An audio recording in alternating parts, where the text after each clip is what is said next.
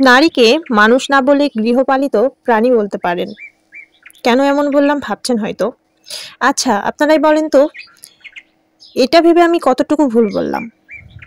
আমরা কেন নিজেকে প্রাণীর সাথে তুলনা করছি? কেন আমরা প্রাণী পুষি বাসায়? বাসার সৌন্দর্য এটা ফালতু কথা। বলতে পারে নিজের প্রয়োজনে।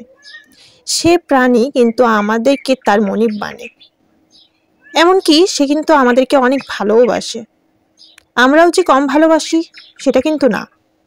তাদের যত্ন, তাদের খাওয়া দাওয়ার খেয়াল আমরাই রাখি। কিন্তু আমরা ভালোবাসি নিজের প্রয়োজনে এবং বাসার সৌন্দর্য মেটাতে। একসময় তাদেরকে তাদের প্রাপ্য প্রাণটুকু আমাদের হাতে সমর্পণ করতে হয়। আমরাও তো প্রয়োজনের জন্যই আপনার সংসারে থাকি, তাই নাকি? আমাদের প্রাণ তো বারবার দিতে হয়। আমাদের শরীরেও রক্তক্ষরণ হয় বারবার। তফাৎ একটাই, প্রাণীগুলো ভেতর বহির সব জায়গা থেকে নিজের প্রাণ ত্যাগ করে, আর আমাদের প্রাণের বারবার মৃত্যু হয়, কিন্তু উপর হতে আমাদের জীবিত দেখিয়ে চলতে হয়। আমাদেরকে যখন যেমন ইচ্ছা তেমনভাবে হাজারবার আঘাত করা হয়।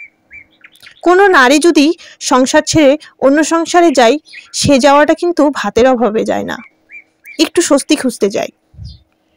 কিছু নারী তো এটাকে জীবন বলে মেনে নেয়, আর কিছু নারী এই স্বস্তি ভরা জীবন পেতে এবং জীবনের রং ফিরিয়ে আনতে সংসার পাল্টায়। কিন্তু আদৌ কি তার জীবনে রং ফিরে? জি না, ফিরে না। বরঞ্চ আমরা সেই নারীটাকে বাজে ভাষায় গালি দেই। সে নারী বাদেও আরো অনেক পদবি পাই।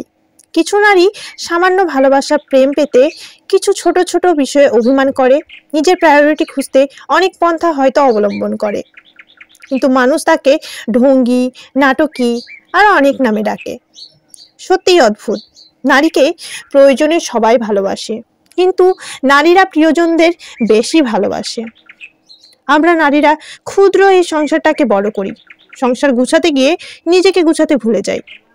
নিজের পছন্দের খাবারের কথা ভুলে যাই এবং রান্না করতে গিয়ে ভাবি বর কি পছন্দ করে, বাচ্চা কি পছন্দ করে। পরিবারের সকলের খাবারের তালিকা মনে রাখতে গিয়ে নিজের খাবারের তালিকাটা হারিয়ে ফেলি। তবুও আমরা নারীরা দিন শেষে অবহেলায় ভুগি। সবচেয়ে বড় বিষয় কি জানেন তো? আমরা নিজেরা নিজেদেরকেই বেশি অবহেলা করি এবং অন্যের কাছে নিজের জন্য প্রায়োরিটি খুঁজি।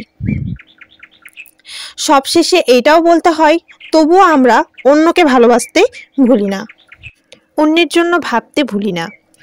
নিজেকে অগোছালো করতে ভুলতেও অন্যকে ঠিকই গুছিয়ে রাখি। তবুও দিন শেষে আমরা গৃহপালিত প্রাণীর মতোই বাঁচি।